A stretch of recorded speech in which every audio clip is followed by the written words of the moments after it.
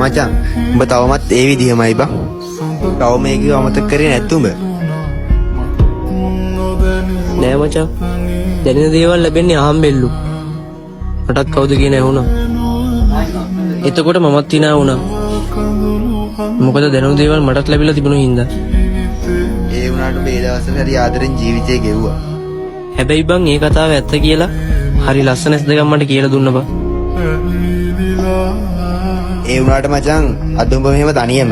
ඒකේ තව කොල්ලෙක් එක්ක සතුටින් ඉන්නවා. උඹලත් මේ හැමදේම හොද කරලා ඉස්සරහට යන්න කාලේ හරි මචං.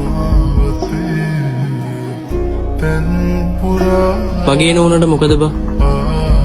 ඒකි මාත් එක්ක කතා කරපුව හැම හීනියම් මේකේ ජීවිතේ හැබෑ වෙන්න ඕනි බං. මම නැදත් ඒකේ සතුටින් ඉන්නවනේ.